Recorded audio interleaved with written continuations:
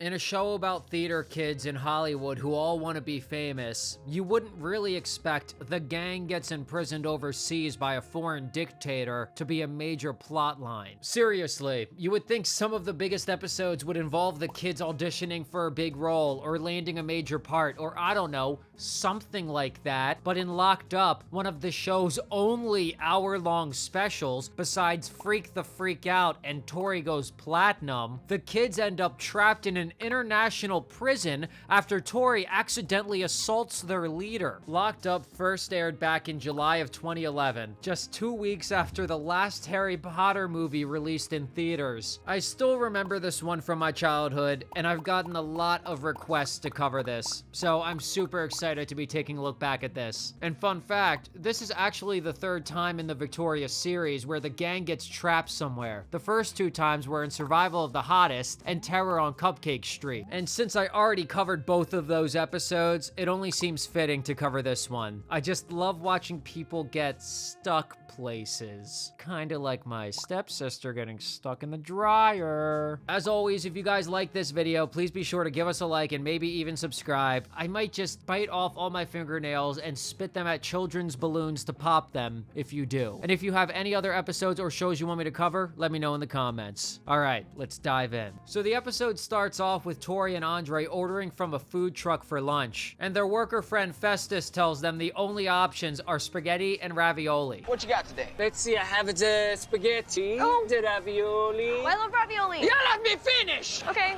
sorry, go ahead, finish.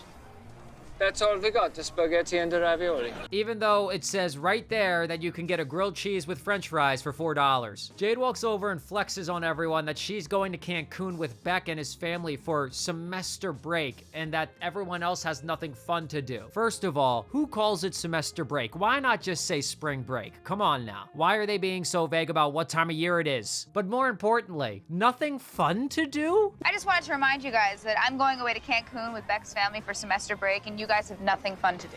What? They live in Los Angeles. They shouldn't need to go on vacation to another country to have fun. People from all over the world travel to their hometown for vacation. Spoiled ass motherfuckers. Festus overhears that they have nothing to do for spring break and invites Tori to talk to him in the back of the truck. Once they're back there, Festus invites Tori and her friends to come vacation in his home country, the fictional Yerba. Why did this conversation have to take place in the back of the truck? Couldn't they have just kept talking about this through the food truck window like they already were?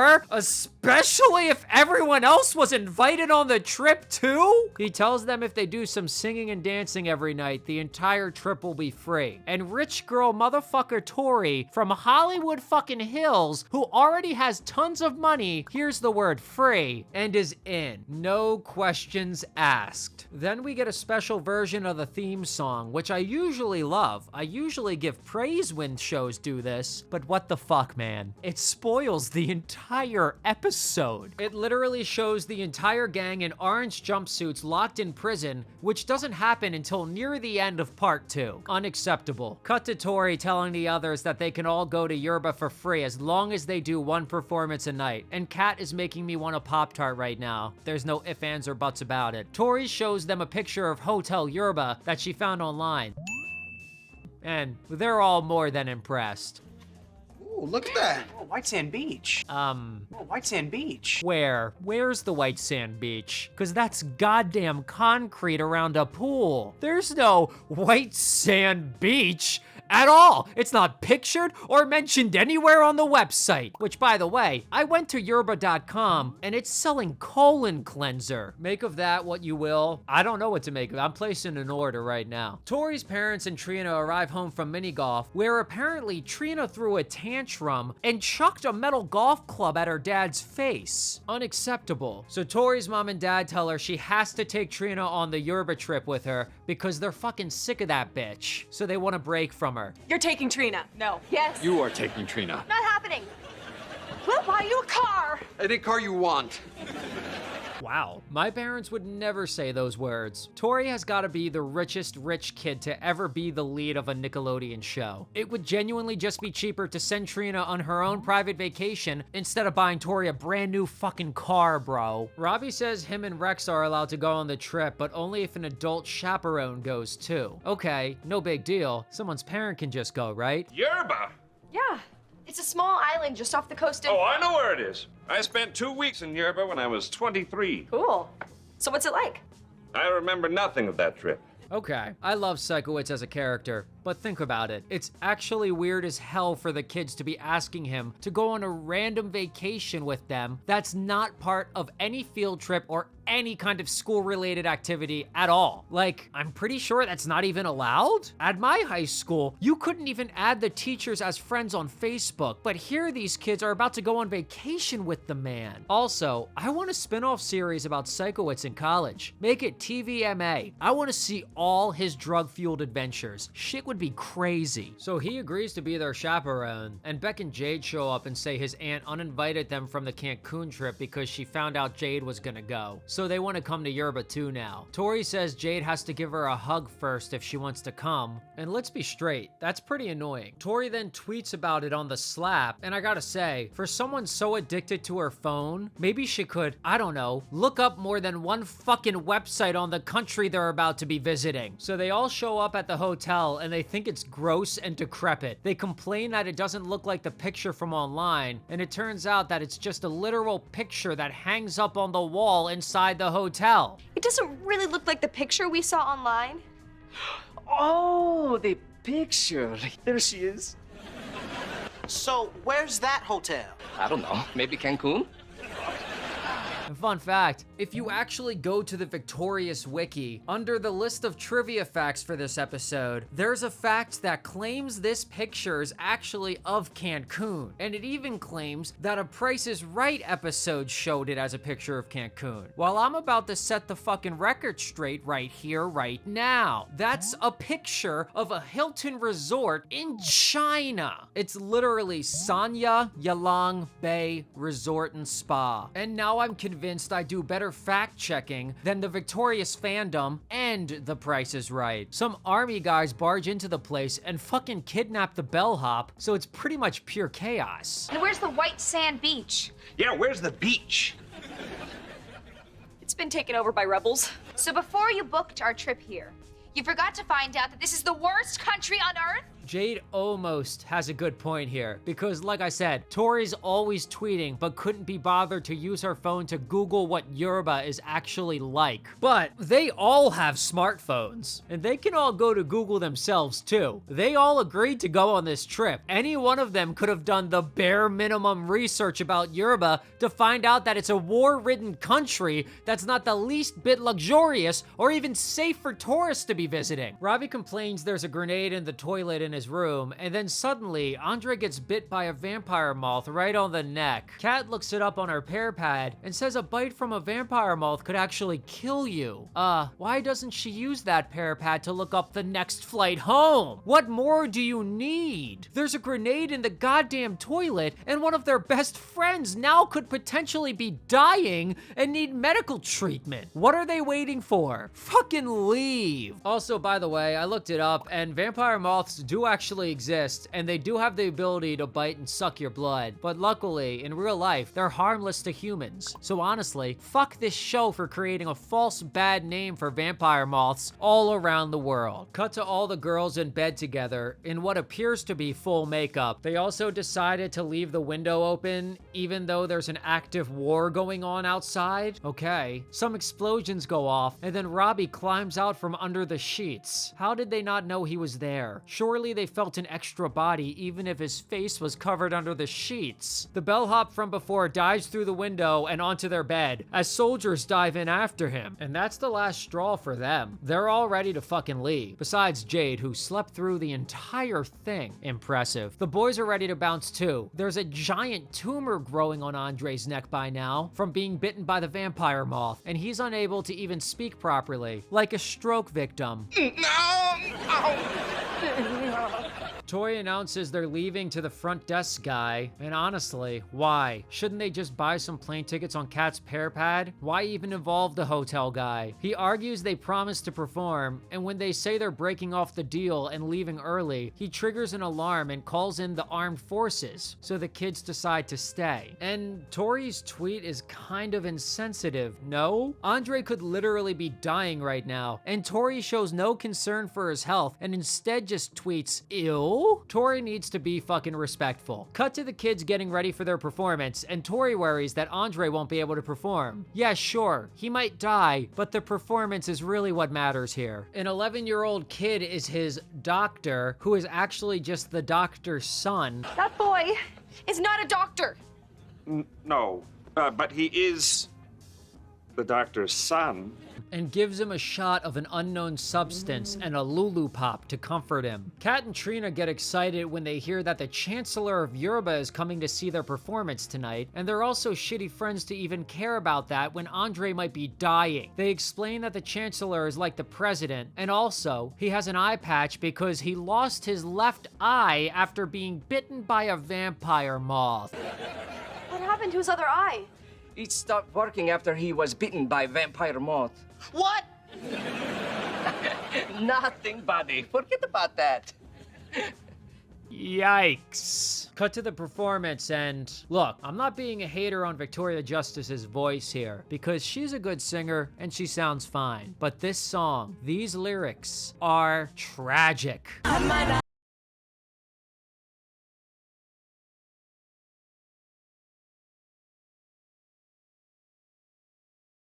Just so stupid. I fucking hate it. It pisses me off. Whatever. Also, it's pretty unrealistic that Kat and Jade are cool with giving Tori the lead singing part like every fucking time. I remember the theater girl, singer girl types in high school, and they would battle over those solos. There'd be tears. It was constant drama. So I'm really not buying that Jade and Kat, who both also want to be singers, are just fine with always singing backup. The actor who portrayed the Chancellor actually revealed that a sponge molded into the shape of a shoe was thrown at him to film this scene. Person with a shoe, literally the fabric of a sponge that you wash your dishes with, and they threw the sponge shaped like a shoe at my face. Where do you think that sponge is now? Maybe Dirty Dan's bathtub. So Tori gets arrested by the European soldiers for her assault against the Chancellor, and part 1 comes to an end. And if you didn't really want to wait that long to see how part 2 wraps up, you're in luck, because the teaser for part 2 gives pretty much the entire plot away, which seems to be a tradition for these Nickelodeon two-parters. So part 2 starts off with Trina and Psychowitz demanding Tori be set free, while the doctor's kid appears once again, this time to treat the Chancellor. So where the fuck is the actual doctor? Not only does this kid not appear to have a father figure looking after him, but how can the main European doctor be so busy that he pawns the fucking Chancellor of Yoruba off to his kid for treatment? Tori is brought in handcuffs and an orange jumpsuit, and they start screaming at her for assaulting the Chancellor. This trial will determine if you are innocent or guilty! Oh, which way? This way? To the right. Right there? She keeps insisting it wasn't on purpose, but nobody will listen to her, and she gets sentenced to 4 years in prison. 4 years in Urbanian prison. 4 years? Come on! This isn't fair! My lawyer crawled away! Remove her! We cut to Tori in prison, and her friends come up to visit her from the other side of the fence, like they're talking to some animals at the zoo or something. Andre, what are you eating? Salt. Why would you? One of the signs of getting over the moth poison is an extreme craving for salt. Jade harasses a gigantic prisoner lady by calling her big and stupid. They all tell Tori they're gonna do everything they can to get her out, and that their parents are back at home working with lawyers and the ambassadors. And honestly, this prison has a weird setup where there's male prisoners and female prisoners essentially together, just separated by one fence. I feel like that isn't the best way to run a prison. Someone is 100% gonna try putting their cocking balls through that fence, and it's probably gonna get bitten or cut off. The kids meet up with the Chancellor. I guess he just accepts random foreign teenagers as visitors. They all beg him to let Tori go and insist she didn't mean any harm. And surprisingly, he agrees and says Tori can go free as long as they all get the hell out of the country and never come back. But just as everything is looking up, Robbie accidentally kills the Chancellor's pet octopus by fucking electrocuting it. Psychowitz says, yeah, fuck that, I'ma head out, and quietly leaves, while the others all get arrested by the Yerbian military. And the way the Chancellor is crying over his dead pet octopus is actually making me sad. If you laugh at this, I almost think you have an issue. Cut to all the kids in prison now, and Robbie has been put on the girls' side for some reason. Excuse me, sir. Officer. What do you want? Why have I been put on the girls' side of this prison? I'm clearly a boy. Prove it. I'll stay on the girls' side. And they make this joke about Robbie's lack of manhood a lot on Victorious, but this has got to be one of the most aggressive examples. Over on the boys' side, Andre and Beck have some rocks thrown at them in what looks to be an attempted double homicide, so Robbie should probably consider himself lucky that he's over on the girls' side anyway. And sidebar, is Andre's neck just like completely better now? We left the neck tumor side plot in part 1? Okay, sure. Fuck you. You make me look at that disgusting fucking neck pimple tumor thing for 24 minutes and then don't even resolve the plot on screen. It just goes away. I'm livid. Back on the girls' side, Jade comes across the huge lady she was antagonizing earlier from the other side of the fence, and the lady knocks her ass onto the ground easily. Tori? Hey! Pasok mo tong! Abakawul! She's my friend. Yeah, we're super close. Tori saves Jade from getting actually beaten to death, and if you're wondering why the big and scary lady is so huge and built compared to everyone else, the role is actually played by a man named Juan Enrique Martinez. Good for him. Kat walks over and drops the funniest line of the episode. Where have you been? I joined a prison gang!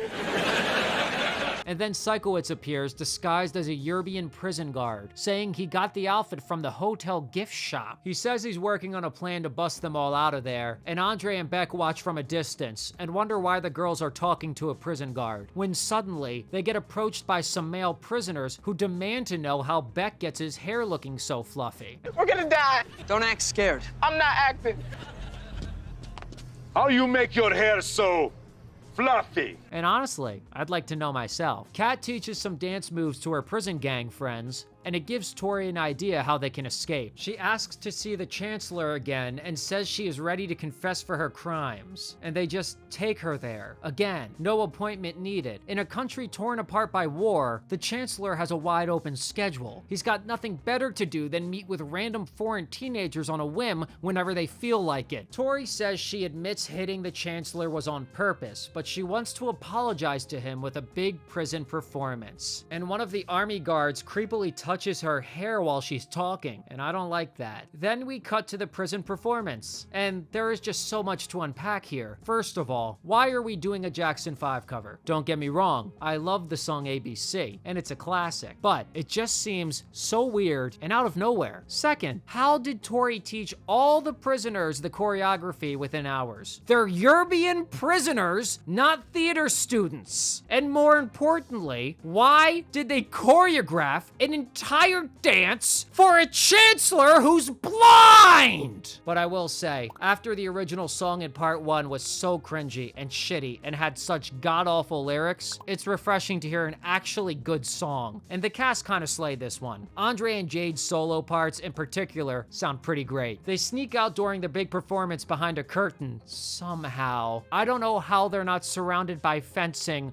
or structures of some kind on all sides. If there's really just a curtain on one side, why didn't all the prisoners run off and break loose? Also, in the prison establishing shots, it's shown the prison has a massive 20-foot cement wall covering the entire vicinity. What the hell happened to that? But whatever. So the kids sneak off to Psychowitz's getaway vehicle, and he asks, who's the man? in reference to the big scary lady. And Tori corrects him that it's a lady. But again, the role was played by a male actor, so it's kind of an added layer to that joke, and I kind of like it. He then drives off with them in a really abrupt ending that just slaps you in the face. But I do like how the words "no escaping" are written on the ground. That's pretty damn funny. So, are the kids like international criminal fugitives now? So that's it. The episode just ends off with Tori and her friends running away and fleeing the country as escaped convicts. They are now international fugitives for the rest of their lives. Anytime they travel or use a passport, they better damn well be careful. Hopefully this incident doesn't cause the US to be invaded by the European troops. I'd hate to see more bloodshed and violence on behalf of some rich teenagers from LA.